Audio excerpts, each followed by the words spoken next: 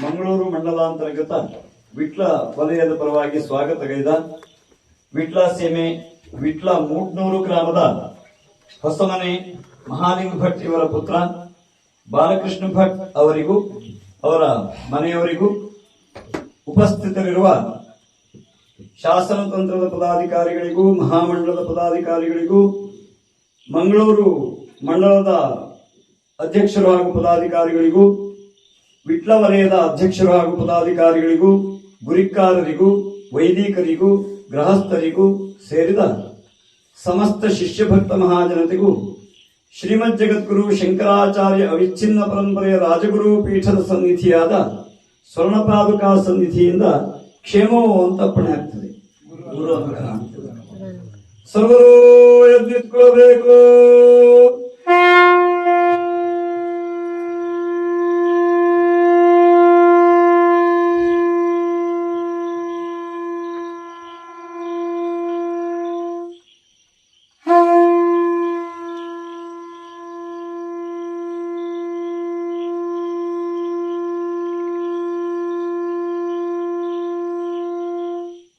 ವಂದೇ ಗುರುಣಾಂ ಚರಣಾರವಿಂದೇ ಸಂಘರ್ಷಿತಸ್ವಾತ್ಮಸುಖಾವಬೋಧೆ ಜನಸ್ಯ ಏಜಾಂಗಲಿಕಾ ನಿರ್ಮಾಣೆ ಸಂಸಾರಹಾಲಾಹಲಮೋಹಶಾಂತಿ. ಸರ್ವರು ನಮಸ್ಕಾರ ಮಾಡಬೇಕು. ಶ್ರೀ ಸಂಸ್ಥಾನದವರ ಮಹತ್ವಾಕಾಂಕ್ಷೆಯಂತೆ ಎಲ್ಲ ಯತೀಶ್ವರರ ಸನ್ನಿಧಿಯನ್ನು ಹೊತ್ತು ಬಂದಿರತಕ್ಕಂತಹ ಸ್ವರ್ಣಪಾದುಕೆ ಅಡ್ಡಾವರಿಗಳಿಗೂ ವಂದಿಸಿ ಪ್ರದೋಷ ಕಾಲದ ಸ್ವಾಗತ ಪೂಜೆಯ ಪ್ರಸನ್ನ ಕಾಲದಲ್ಲಿ ಸಭೆಯನ್ನ ಆರಂಭ ಮಾಡ್ತಾ ಇದ್ದೇನೆ. ಶ್ರೀ ಸಂಸ್ಥಾನದವರು ನಮಗೆ ಅನುಗ್ರಹಿಸಿರ್ತಕ್ಕಂತಹ ಶಿಷ್ಯಹಿತಂ ಮತ್ತು ಈ ವರ್ಷದ ಸ್ವರ್ಣ ಸವಾರಿಯ ಬಗ್ಗೆ 4 ಪ್ರಾಸ್ತಾವಿಕ ನುಡಿಗಳನ್ನು ಆಡಬೇಕು ಅನ್ನೋದಾಗಿ ವಲಯದ ಅಧ್ಯಕ್ಷರಾದ ಸುಬ್ರಹ್ಮಣ್ಯ ಭಟ್ ಅವರನ್ನು ಕೇಳ್ತೀನಿ. ಹರೇ ರಾಮ್.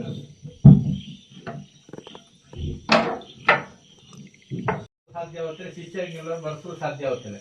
ಆ ಉದ್ದೇಶದಲ್ಲಿ ನಮ್ಮ ಯತಿ ಪರಂಪರೆಯ ಪ್ರತಿನಿಧಿಯಾಗಿ ಒಪ್ಪಂತ ಸ್ವರ್ಣಪಾದಕ್ಕೆ ಎಲ್ಲ ಮನೆಗೆ ಹೋಯಿತು.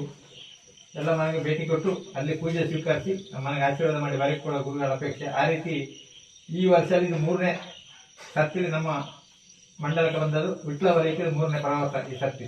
ಅದರಲ್ಲಿ ಇಂದು ಪ್ರಥಮ ದಿನ ನಮ್ಮ ನೂಜಿ ಗುರಿಕಾರದ ಕೈತಿ ವೆಂಕಟೇಶ್ವರ ಘಟಕ ಇದೀಗ ಅಲ್ಲಿ ಕಟ್ಟೆತ್ತಿರ ಬಾಲಕೃಷ್ಣ ಮನೆಗೆ ಬಂದು ಈಗ ಸ್ವಾಗತ ಧೂಳಿ ಪೂಜೆ ಕಳೆದತ್ತು.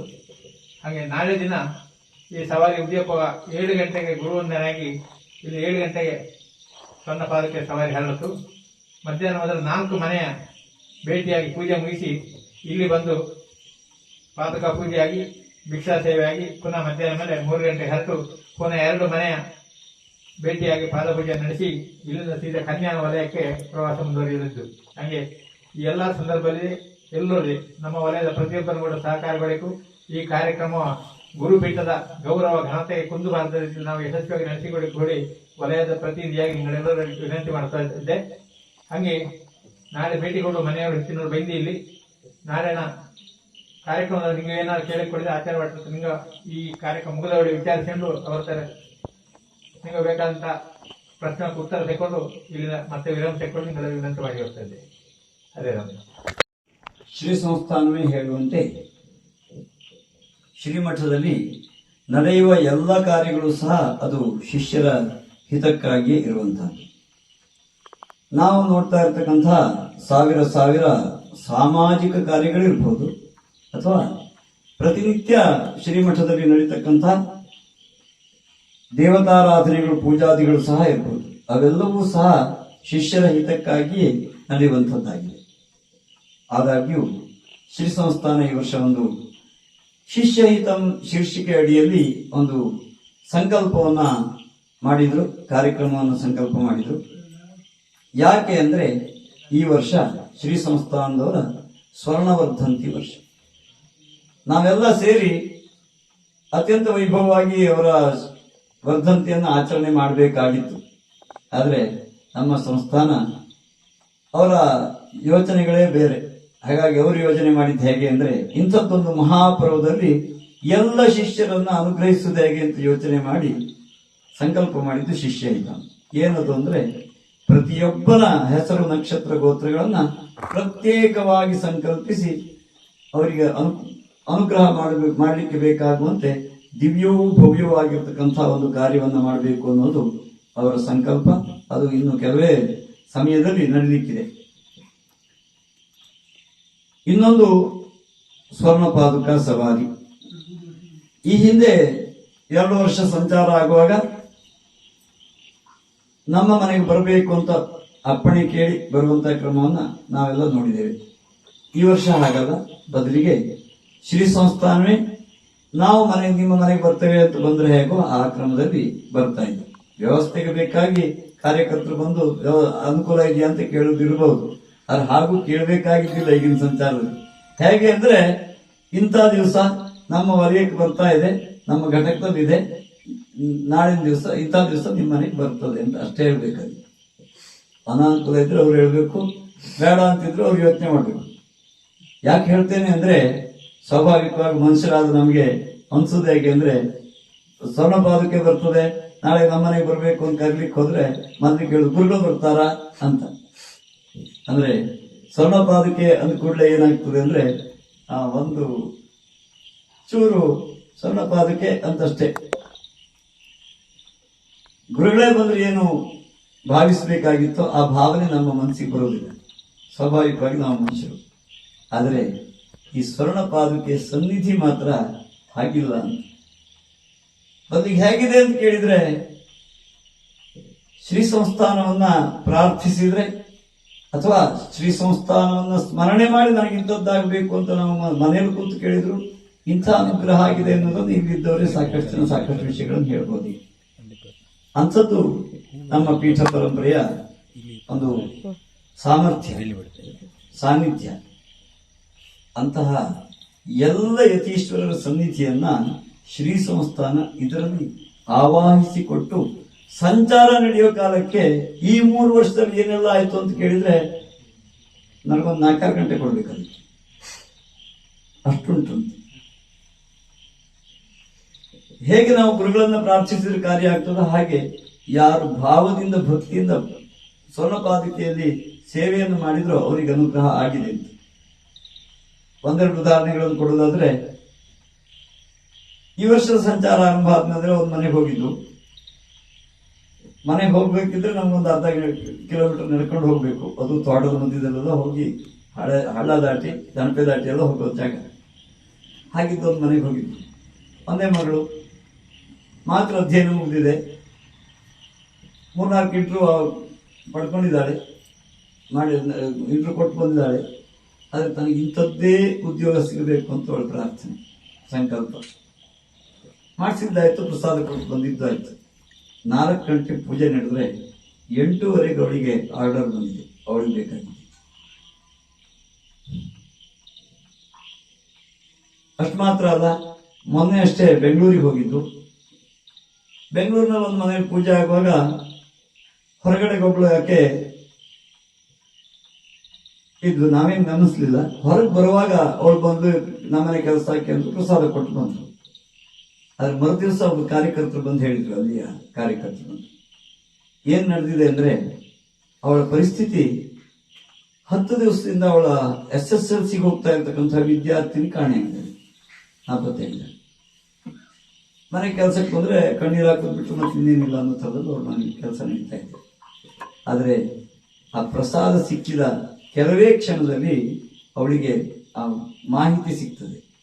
ಮಾಹಿತಿ ಸಿಕ್ಕಿದ್ದ ಮಾತ್ರವಲ್ಲ, ಅವಳು ಬಂದು ಹೇಳಿದ್ಲು ಅವ್ರ ಮನೆಗೆ, ನೋಡಿ ಸ್ವಾಮಿ ಪ್ರಸಾದ ನನಗೆ ಸಿಕ್ಕಿದಾಗ ಇಂಥದ್ದೊಂದು ಅನುಕೂಲತೆ ನನಗೆ ಕೂಡು ಬಂತು ಅನ್ನೋದನ್ನ ಅವಳು ಬಂದು ಹೇಳಿದ್ದನ್ನ ಕಾರ್ಯಕರ್ತರು ಬಂದು ಹೇಳಿದ್ರು. ಇನ್ನು ಮೊದಲ ಸಂಚಾರದಲ್ಲಿ ಹೊರಟಾಗ ಉಪ್ಪಿನಪಟ್ಟಣದಲ್ಲಿ ಒಂದು ದೇವಸ್ಥಾನ, ಗಣಪತಿ ದೇವಸ್ಥಾನದ ವ್ಯವಸ್ಥೆ ಇತ್ತು. ಅಲ್ಲಿ ಭೋಜನ ವ್ಯವಸ್ಥೆ ಎಲ್ಲ ವಲಯದ ಒಬ್ರು ಅಡಿಗೆ ಭಟ್ರು ನೋಡ್ಕೊಂಡಿದ್ರು. ಹಾಗೆ ಪೂಜೆ ಮುಗಿಯೋ ಹೊತ್ತಿಗೆ ಆ ಅಡಿಗೆ ಭಟ್ರನ್ನ ಕರ್ಕೊಂಡು ಬಂದು ಅಧ್ಯಕ್ಷರಾದವ್ರು ಹೇಳಿದ್ರು, ಇವರು ಸೇವೆ ಎಲ್ಲ ಮಾಡಿದ್ದಾರೆ, ಆದ್ರೆ ನಮ್ಮದು ಅವ್ರ ಪರವಾಗಿ ಒಂದು ಪ್ರಾರ್ಥನೆ ಏನಂದ್ರೆ ಅವರಿಗೆ 12 ವರ್ಷ ಆಯ್ತು, ಸಂತಾನ ಆಗಲಿಲ್ಲ. ಒಂದು ಪ್ರಾರ್ಥನೆ ಮಾಡಿಸ್ಬೇಕು ಅಂತೇಳಿ ಪ್ರಾರ್ಥನೆ ಮಾಡಿಸಿ ಪ್ರಸಾದ ಕೊಟ್ಟಿದ್ದಾಯ್ತು. ಮತ್ತೆ 6 ತಿಂಗಳಿಗೆ ಅಲ್ಲಿಗೆ ಸಂಚಾರಕ್ಕೆ ಹೋದ್ರು. ಹೋಗೋ ಹೊತ್ತಿಗೆ ಅವ್ರ ಹೆಂಡತಿ ಗರ್ಭಿಣಿಯಾಗಿತ್ತು. ಮತ್ತೆ 6 ತಿಂಗಳಿಗೆ ಸಂಚಾರಕ್ಕೆ ಹೋಗೋಷ್ಟೊತ್ತಿಗೆ ಸತ್ಪುತ್ರ ಸಂತಾನವೇ ಆಗಿದೆ ಅಂತ ಒಂದು ಸುದ್ದಿ ಹೇಳಿದ್ರು. ಮುಂಚಿಕಾಲದ ಒಂದು ಕುಟುಂಬದ ಮನೆಗೆ ನಾವು ಹೋಗ್ಬೇಕು ಅಂತ ಆಗುವಾಗ ಅಲ್ಲೊಂದು ಚೌದ್ಯ ನಡೀತು. ಆ ಮನೆತನದಲ್ಲಿ ಸುಮಾರು 60 ವರ್ಷದಿಂದ ಒಬ್ರಿಗೊಬ್ರಿಗೆ ಹೋಗಿ ಬರೋದಿಲ್ಲ. ಸಾಮಾನ್ಯ ಒಂದು 10 ಸರ್ತಿಗೆ ಬೇರೆ ಬೇರೆ ಮುಖಂಡರುಗಳು ಎಲ್ಲರೂ ಸೇರಿ ಏನು ಸಂಧಾನ ನಡೆದು ಮುರಿದು ಬಿದ್ದೋಗಿ. ಹಾಗಿರೋದು ಸ್ವರ್ಣಪಾದುಕ ಸಂಚಾರ ಆ ಮನೆಗೆ ಹೋಗ್ತದೆ ಅಂತ ಆಗುವಾಗ ಎಲ್ಲರೂ ಒಂದು 24 ಗಂಟೆ ಒಳಗಡೆಗಾಗಿ ಎಲ್ಲರೂ ಸೇರೋದು ಅಂತ ತೀರ್ಮಾನ ಆಗಿ ಗುರು ಸನ್ನಿಧಿಗೆ ಬಂದು ತಪ್ಪುಗಾಣಿಕೆ ಸಮರ್ಪಣೆ ಮಾಡಿ ಪೂಜೆ ಮಾಡಿ ಇವತ್ತಿಗೂ ಚೆನ್ನಾಗಿದೆ. ಪಂಜದಲ್ಲಿ ಒಂದು ಮನೆಗೆ ಹೋಗಿದ್ದು, ತಂದೆ ಮಗಂಗಾಗದೆ ಮಗಳ ಮದುವೆ ಮಾಡೋ ಹೊತ್ತಿಗೆ ಅಪ್ಪನನ್ನು ಬಂದು ಕರೆದ್ರು ಹೋಗ್ಲಿಲ್ಲ ಮದುವೆ. ಆದ್ರೆ ಸ್ವರ್ಣಪಾದಕ್ಕೆ ಬರ್ತದೆ ಅಂತ ಆಗುವಾಗ ಅವ್ರಿಗೆ ಏನ್ ಬುದ್ಧಿ ಕೊಟ್ಟರು ಗೊತ್ತಿಲ್ಲ. ಹೋಗಿ ಮಗನ ಕರ್ಕೊಂಡು ಅಪ್ಪ ಮಗ ಸೇರಿ ಪೂಜೆ ಮಾಡಿ ಮರು ವರ್ಷ ಹೋಗ್ತೇವೆ ಆ ಊರಿಗೆ. ಹೇಳೋಷ್ಟೊತ್ತಿಗೆ ತಂದೆ ಇಲ್ಲ. ಹಾಗೆ ಮುಗಿದೋಗಿದ್ರೆ ಅವನ ಕರ್ಮಕ್ಕೂ ಹೋಗ್ಲಿಕ್ಕೆ ಪಡಿಸಿದ ವ್ಯವಸ್ಥೆ ಆಗ್ತಿರ್ಲಿಲ್ಲ. ಅವನ ಕರ್ಮವನ್ನು ಮಾಡುವಂಗಿದ್ದಿಲ್ಲ. ಅದಕ್ಕೆ ಕಾರಣ ಈ ಸ್ವರ್ಣಪಾದಕ ಸನ್ನಿಧಿ ಆಯ್ತು. ಇಂತಹ ಹಲವು ಕಾರ್ಯಕಾರಣಗಳು ನಡೆದಿದ್ದನ್ನ ಹೇಳ್ತಾ ಹೋದ್ರೆ ಇನ್ನಷ್ಟು ಸಾಕಷ್ಟು ಇದೆ. ಯಾಕೆ ಇದನ್ನ ಹೇಳ್ತೇನೆ ಅಂದ್ರೆ, ನಾಳೆ ಹೋಗುವ ಮನೆಯವರು ಸಾಕಷ್ಟು ಜನ ಇದ್ದಾರೆ ಅಂತ ಹೇಳಿದ್ರು. ಸ್ವಾಭಾವಿಕವಾಗಿ ಮನೆಗೆ ಸ್ವರ್ಣಪಾದಕ್ಕೆ ಬರ್ತದೆ, ಅದ್ರ ಜೊತೆಗೆ 16 ಜನ ಬರ್ತಾರೆ, ಅಧ್ಯಕ್ಷರು ಬರ್ತಾರೆ, ಕಾರ್ಯದರ್ಶಿಗಳು ಬರ್ತಾರೆ, ಗುರಿಕಾರರು ಬರ್ತಾರೆ, ಮಠದವರು ಬರ್ತಾರೆ ಅಂತ ಆಗುವಾಗ ಮೊದಲು ಯೋಚನೆ ಬರೋದೇನು ಅಂದ್ರೆ ಅವರಿಗೆಲ್ಲ ಆತಿಥ್ಯಕ್ಕೆ ಏನು ವ್ಯವಸ್ಥೆ ಮಾಡೋದು, ಎಂತ ತಿಂಡಿ ಮಾಡಲಿ, ಕಾಫಿ ಮಾಡೋದ, ಎಂತ ಮಾಡೋದು ಮೊದಲು ಯೋಚನೆ ಬರ್ತದೆ. ಹೊರತು ಇಂಥದ್ದೊಂದು ಮಹಾ ಸನ್ನಿಧಾನ ಬರ್ತದೆ, ಸನ್ನಿಧಿ ಬರ್ತದೆ, ನಾವು ಅದನ್ನ ಭಾವಿಸೋದು ಹೇಗೆ ಅನ್ನೋದ್ರ ಬಗ್ಗೆ ನಮ್ಗೆ ಯೋಚನೆ ಬರೋದಿಲ್ಲ ಅಂತ ಹೊರಕ್ಕೆ ಹೋಗಿದೆ ನಮ್ಮ ಸಮಾಜ ಇವತ್ತು ಅಂತ. ಸ್ವಾಭಾವಿಕ ಮನೆಯಲ್ಲಿ ಒಂದು ಸತ್ಯನಾರಾಯಣ ಕಥೆಯಿಂದ ನಾವು ಎಷ್ಟು ಭಾಗವಹಿಸ್ತೇವೆ ಹೇಳಿ. ಸತ್ಯನಾರಾಯಣ ಕಥೆ ಭಟ್ರು ಓದ್ಕೊಂಡು ಹೋದ್ರಾಯ್ತು. ನಾವು ಅಂಗಿ ತೆಗೆದೆ ಕೊನೆಗೆ ಹೋಗಿ ಪ್ರಸಾದ ಹೂ ಹಾಕಕ್ಕೆ ಕೊಡ್ಬೇಕು. ಹೂ ಹಾಕೋದೊಂದು ಕ್ರಮ ಮೊದಲಿಂದ ಬಂದಿದ್ದಿದೆಯಲ್ಲ, ಹಂಗಾಗಿ ಅದು ಕೊಡದೇ ಇದ್ರೆ ಭಟ್ರು ಅಂಗಿ ತೆಗೆದ್ರೆ ಅದು ಒಕ್ಕಲ ದೃಷ್ಟಿ ಕಾರಣ ಆಗ್ತಾರೆ. ಭಟ್ರು ಆದ್ರೆ ಕೋರ್ಟಿಗೆ ಹೋಗೋದಾರ ಯೂನಿಫಾರ್ಮ್ ಬೇಕು, ಶಾಲೆಗೆ ಹೋಗೋದಾರ ಯೂನಿಫಾರ್ಮ್ ಬೇಕು, ಡಾಕ್ಟ್ರಿಗಾದ್ರೂ ಯೂನಿಫಾರ್ಮ್ ಬೇಕು. ಆದ್ರೆ ಪೂಜೆಗೆ ಹೋಗೋ ಒಂದು ಯೂನಿಫಾರ್ಮ್ ಬೇಕು ಅಂತ ನಮ್ಗೆ ಉಳ್ಕೊಂಡಿಲ್ಲ. ಅದು ಹೆಂಗಾದ್ರೂ ಇಲ್ಲ. ಕೊನೆ ಪಕ್ಷ ಆ ಸತ್ಯನಾರಾಯಣ ಕಥೆ ನಡೆಯುವಾಗ ಆ ಕತೆ ಕೇಳಿದಾಗ ನಮ್ಗೇನು ಭಾವ ಬರಬೇಕಾಗಿತ್ತು, ಭಕ್ತಿ ಹುಟ್ಟಬೇಕಾಗಿತ್ತು, ಅದಕ್ಕೆ ಬೇಕಾಗಿ ಆ ಕಾರ್ಯ ಮಾಡೋದು. ಕತೆ ಕೇಳ್ತೇವ ಅಂತ ಅದು ಇಲ್ಲ ಆಗಿದೆ. ಬದಲಿಗೆ ಕತೆ ಹೇಳ್ತೇವೆ ಹೊರ ಕೂತ್ಕೊಂಡು.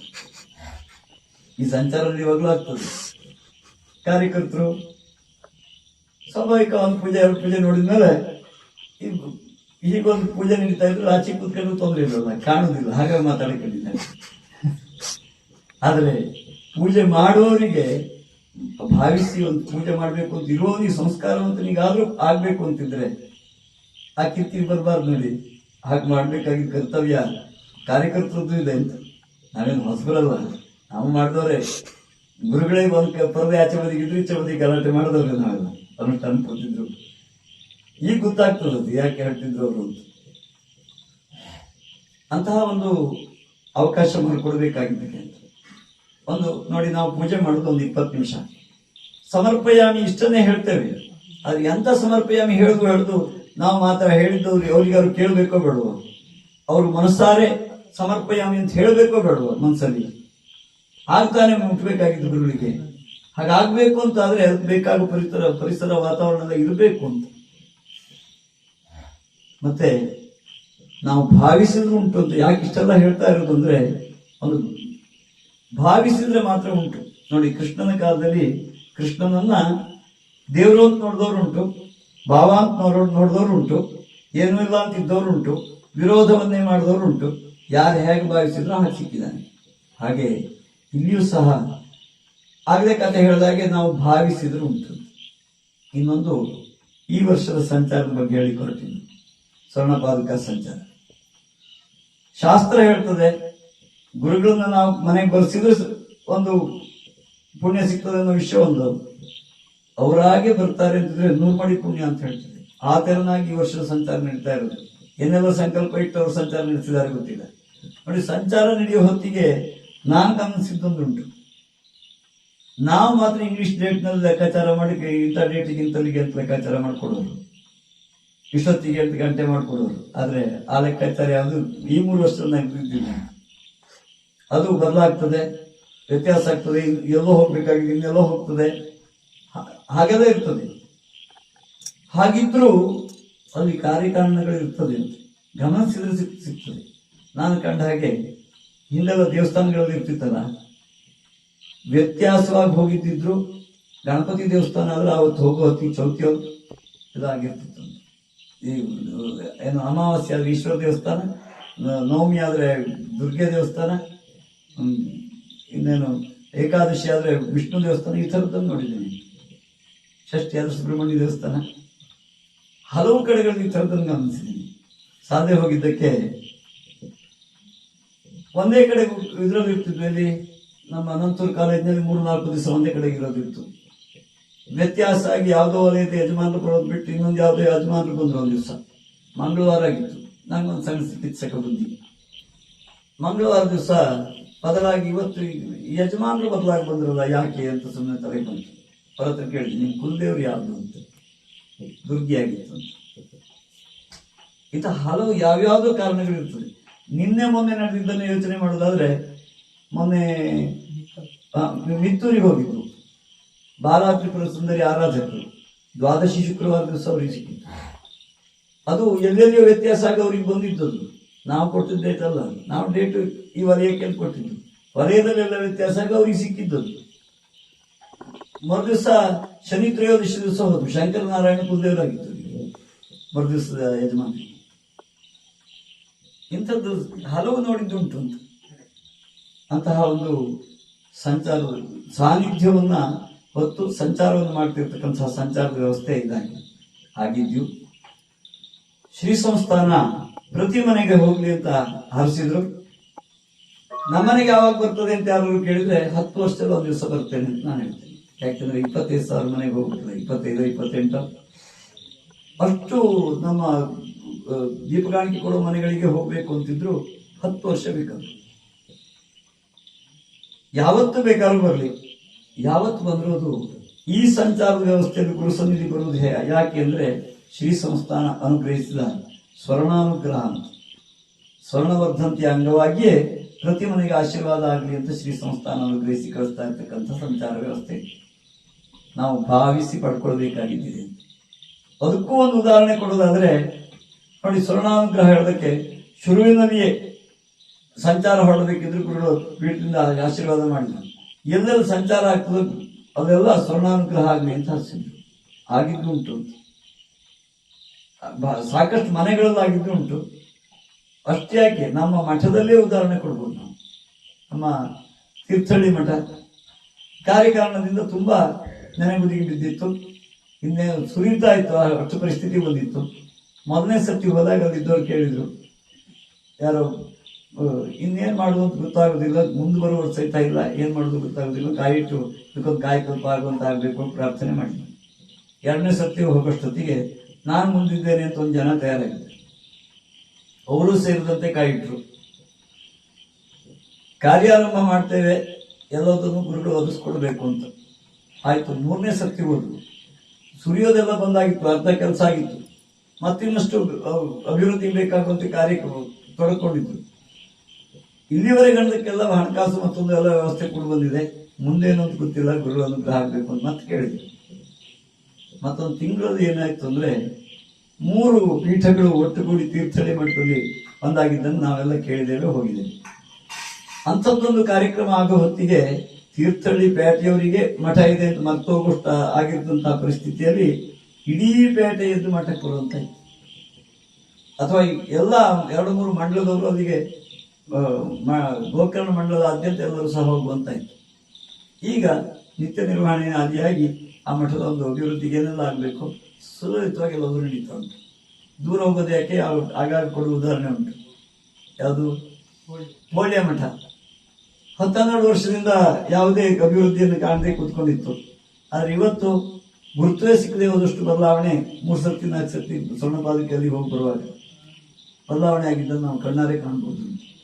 ಅಂತಹ ಸ್ವರ್ಣಾನುಗ್ರಹದ ಒಂದು ಶ್ರೀ ಸಂಸ್ಥಾನದ ಸಂಕಲ್ಪದ ಸಂಚಾರದ ವ್ಯವಸ್ಥೆ ಇದಾಗಿದೆ. ಅದನ್ನು ನಾವೆಲ್ಲ ಸಹ ಭಾವಿಸಿ ಪಡ್ಕೊಳ್ಬೇಕಾಗಿದ್ದಿದೆ.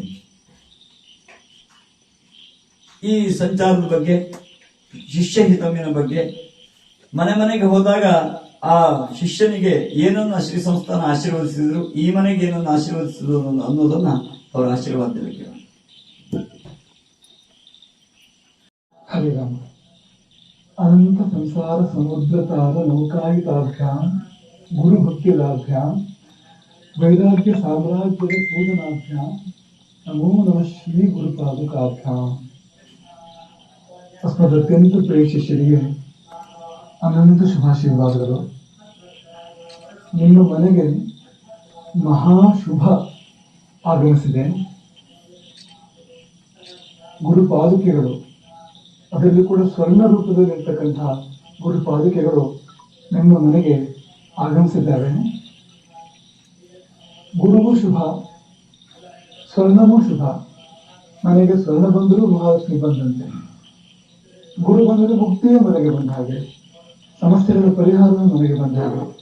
ಇದೆಲ್ಲರೂ ಅದ್ವೈತವಾಗಿ ಸ್ವರ್ಣ ಪಾದುಕೆಯ ರೂಪದಲ್ಲಿ ನಿಮ್ಮ ಮನೆಗೆ ಬಂದಿದೆ ಅಂದ್ರೆ ಅತಿಶಯ ಶುಭಾಗಮನ ನಿಮ್ಮ ಮನೆಗೆ ಆಗಿದೆ ಎಂದೇ ಅದಕ್ಕೆ ಅರ್ಥ. ಎಲ್ಲ ಸೇರಿ ಭಕ್ತಿಯಿಂದ ಆ ಪಾದುಕೆಗಳನ್ನ ಪೂಜಿಸಿ ಶ್ರೀ ಶಂಕರಾಚಾರ್ಯರ ಪ್ರಾತಿನಿಧ್ಯ ಇರುವಂತಹ ಪಾದುಕೆಗಳು, ಮಾತ್ರವಲ್ಲ ಶಂಕರಾಚಾರ್ಯರಿಂದ ಮುಂದುವರೆದಿರ್ತಕ್ಕಂಥ ಯತಿಪಂಕ್ತಿಯ ಪ್ರಾತಿನಿಧ್ಯ ಇರತಕ್ಕಂತಹ ಪುಣ್ಯ ಪಾದುಕೆಗಳು ಎಲ್ಲರೂ ಮನೆ ಮಂದಿ ಎಲ್ಲರೂ ಸೇರಿ ಈ ಪಾದುಕೆಗಳನ್ನ ಪರಮ ಭಕ್ತಿಯಿಂದ ಪೂಜಿಸಿ ನೀವು ಧನ್ಯರಾಗಬೇಕು ಎನ್ನುವುದು ಮೊದಲನೇ ಅಪೇಕ್ಷೆ. ಅದು ಮಾತ್ರವಲ್ಲ, ಇದೇ ಸಮಯದಲ್ಲಿ ನಿಮ್ಮ ಮನೆಗೆ ಸಂಬಂಧಪಟ್ಟಿರುವಂತಹ ಸಕಲ ವಿವರಗಳನ್ನು ಕೂಡ ಸಂಬಂಧಪಟ್ಟವರಿಗೆ ಕೊಡಬೇಕು. ಯಾಕೆಂದ್ರೆ ಶಿಷ್ಯ ಹಿತ ಎನ್ನುವ ಎಲ್ಲಿಯೂ ಇಲ್ಲದ, ಬೇರೆಲ್ಲಿಯೂ ನಡೆದೇ ಇರತಕ್ಕಂಥ ಅದ್ಭುತ ಕಾರ್ಯಕ್ರಮ ಒಂದು ಶ್ರೀಮಠದಲ್ಲಿ ನಡೆಯುತ್ತಿದೆ. ಶ್ರೀಮಠದ ಪ್ರತಿಯೊಬ್ಬ ಶಿಷ್ಯನ ಹೆಸರಿನಲ್ಲಿ ಸಂಕಲ್ಪ ಮಾಡಿ, ಅವನ ರಾಶಿ ನಕ್ಷತ್ರ ಇತ್ಯಾದಿಗಳ ಜೊತೆಯಲ್ಲಿ ಸಂಕಲ್ಪ ಮಾಡಿ ಒಂದು ಪುಣ್ಯ ಕಾರ್ಯವನ್ನು, ಮಹಾಪುಣ್ಯ ಕಾರ್ಯವನ್ನು ನಡೆಸುವಂತ ನಿಶ್ಚಯ ಸದ್ಯ ಭವಿಷ್ಯತ್ತಿನಲ್ಲಿ ಅದಾಗಬೇಕಾಗಿರೋದ್ರಿಂದ ಅದಕ್ಕೆ ಪ್ರತಿಯೊಬ್ಬ ಶಿಷ್ಯನ ಹೆಸರು, ರಾಶಿ, ನಕ್ಷತ್ರ, ಇನ್ನಿತರ ವಿವರಗಳು ಇದೇ ಸಮಯದ ಸಂಗ್ರಹ ಆದ್ರೆ ಅದೊಂದು ದೊಡ್ಡ ನಿಧಿ ಅಂತ ಆಗ್ತದೆ. ನಮ್ಮ ಶಿಷ್ಯರು ಯಾರು, ಎಷ್ಟು, ಎಲ್ಲಿ, ಹೇಗೆ ಅನ್ನೋದು ಗುರುಪೀಠಕ್ಕೆ ಗೊತ್ತಿರಬೇಕು. ನೋಡಿ, ಆಶೀರ್ವಾದ ಗುರುಪೀಠದಲ್ಲಿ ಎಲ್ಲರಿಗೂ ಹೋಗ್ಬೇಕು ಅಂದ್ರೆ ಕೊನೆ ಪಕ್ಷ ಒಂದು ಕಡೆಗೆ ಎಲ್ಲ ವಿವರಗಳು ಸಂಗ್ರಹಿತವಾಗಿರಬೇಕು. ಆ ಹಿನ್ನೆಲೆಯಲ್ಲಿ ಶಿಷ್ಯ ಹಿತ ಸಲುವಾಗಿ ಮತ್ತು ಸಮಾಜ ಕ್ಷೇಮದ ಸಲುವಾಗಿ ಮನೆಯ ಎಲ್ಲ ಸದಸ್ಯರು, ಅದು ಮನೆಯಲ್ಲಿರುವವರು, ಪರವೂರಿನಲ್ಲಿರುವವರು, ಪ್ರದೇಶದಲ್ಲಿರುವವರು, ಈ ಎಲ್ಲ ವಿವರಗಳನ್ನ ಕೊಡದೇ ಇದ್ರೆ ಕೂಡಲೇ ಕೊಡಬೇಕು. ಮತ್ತು ನಮ್ಮ ಪದಾಧಿಕಾರಿಗಳು ಸಂಬಂಧಪಟ್ಟವರು ಅದನ್ನು ಸಂಗ್ರಹ ಮಾಡಬೇಕು. ಈ ಎರಡೂ ಕಾರ್ಯ, ಒಂದು ಗುರುಪಾದಕ್ಕೆ ಮನೆಗೆ ಬಂದು ಗುರುವಿನ ಮಹದಾನುಗ್ರಹ ಆಗುವಂಥದ್ದು, ಇನ್ನೊಂದು ಶಿಷ್ಯ ಪರಂಪರೆ, ಶಿಷ್ಯ ಸಂಪತ್ತಿನ ಅರಿವು ಕೇಂದ್ರಕ್ಕೆ ಇರುವಂತೆ ಆಗುವಂಥದ್ದು. ಈ ಎರಡೂ ಪ್ರಯೋಜನಗಳು ಈ ಒಂದು ಸ್ವರ್ಣ ಪಾದಕೆಯ ಸಂಚಾರಕ್ಕೆ ಇರುವಂಥದ್ದು. ಹಾಗಾಗಿ ನಿಮ್ಮ ಮನೆಗೆ ಬಂದಾಗ ಇದೆರಡನ್ನು, ಮನೆಯ ವಿವರವನ್ನು ಕಾಣಿಕೆಯಾಗಿ ಸಲ್ಲಿಸುವಂಥದ್ದು, ಜೊತೆಯಲ್ಲಿ ಏನು ಭಕ್ತಿಯನ್ನು, ಭಾವವನ್ನು ಗುರು ಸನ್ನಿಧಾನಕ್ಕೆ ಕಾಣಿಕೆಯಾಗಿ ಒಪ್ಪಿಸಬಹುದು ಅದನ್ನು ಕೂಡ ಮಾಡುವಂಥದ್ದು. ಹೀಗೆ ಮಾಡಿ ನಿಮಗೆ ಒಳ್ಳೆಯದಾಗಬೇಕು ಎನ್ನುವ ಆಶಯ ನಮ್ಮದು. ಸ್ವರ್ಣ ಪಾದಕಿ ಹೋದಲ್ಲಿ ಬಂದಲ್ಲಿ ಒಳ್ಳೆಯದಾಗಿದೆ. ಸ್ವರ್ಣ ಪಾದಕಿ ಎಲ್ಲೆಲ್ಲಿ ಸಂಚಾರ ಮಾಡಿದ್ರೆ, ಎಲ್ಲೆಲ್ಲಿ ಪಾದಪೂಜೆ ಆಗಿದೆ, ಅಲ್ಲಲ್ಲಿಯ ಕ್ಲೇಶಗಳು, ಕಷ್ಟಗಳು ಪರಿಹಾರವಾಗಿದ್ದಾವೆ. ಅಲ್ಲಿ ಅಭಿವೃದ್ಧಿಯ ಉನ್ನತಿಯಾಗಿರುವುದನ್ನು ನಾವೇ ನಮ್ಮ ಕಿವಿಯಲ್ಲಿ ಅನೇಕ ಅನೇಕ ಅನೇಕ ಶಿಷ್ಯರ ಬಾಯಿಯಲ್ಲಿ ಕೇಳಿದ್ದೇವೆ. ನಿಮ್ಮ ಮನೆಯಲ್ಲೂ ಅದು ಆಗಲಿ, ನಿಮ್ಮ ಮನೆಯಲ್ಲಿ ಯಾವ ದೋಷ ಇದ್ರೂ ಅದು ಪರಿಹಾರ ಆಗಿ ಶುಭದ ದ್ವಾರ ತೆರೆಯಲಿ, ಮೇಲೆ ಮೇಲೆ ಒಳ್ಳೆಯದಾಗಲಿ. ಮಾತ್ರವಲ್ಲ, ಈ ಗುರುವಿನ ಕೃಪೆಯ ಫಲ ಕೇವಲ ಐಹಿಕ ಮಾತ್ರವಲ್ಲ, ಆಮುಷ್ಮಿಕವೂ ಕೂಡ ಹೌದು. ಹಾಗಾಗಿ ಅದು ಅನಂತ ಸಂಸಾರ ಸಮುದ್ರ ತಾರ ನೌಕಾಯಿತ ಅಭ್ಯಾಸ, ಸಂಸಾರ ಸಮುದ್ರವನ್ನು ದಾಟಿಸುವ ಶಕ್ತಿ ಉಳ್ಳದ್ದು ಆ ಪಾದಕಿಗಳು. ಹಾಗಾಗಿ ಅದು ಇಹ ಪರ ಸೌಖ್ಯವನ್ನ ನಿಮಗೆ ಕರುಣಿಸಲಿ, ಒಳ್ಳೆದಾಗಲಿ ಎಂಬುದಾಗಿ ಅರ್ಪಣೆ ಆಗ್ತದೆ. ಹರೇ ರಾಮ. ಶ್ರೀಮದ್ ಜಗದ್ಗುರು ಶಂಕರಾಚಾರ್ಯ ಶ್ರೀಮದ್ ರಾಘವೇಶ್ವರ ಭಾರತಿ ಸ್ವಾಮಿ ಮಹಾರಾಜ್ ಕಿ ನಿನ್ನೆಯಿಂದ ಇವತ್ತಿನವರೆಗೆ ಕೇಪು ವಲಯದಲ್ಲಿ ಸೇವೆ ನೀಡಿದೆ. ಅಲ್ಲಿಯ ಪದಾಧಿಕಾರಿಗಳು, ಯಜಮಾನರು ಬೀಳ್ಕೊಡುಗೆ ಫಲ ಸಮರ್ಪಣೆಗಾಗಿ ಬರಬೇಕು ಅಂತ ಕೇಳ್ತೀನಿ. ದೇವಾಸ್ಥಾಪಿತಂ ಪ್ರತಸ್ತವಾನ್ ಏನ ಮೇ ಸುಲಾವಾಪ್ತಿರ್ಭವೇತ್ ಜನ್ಮನಿ ಜನ್ಮನಿ ಸದ್ಗುರವೇದ್ ಮಹಾಪೂರ್ಣಫಲಂ ಸಮರ್ಪಯಾಮಿ.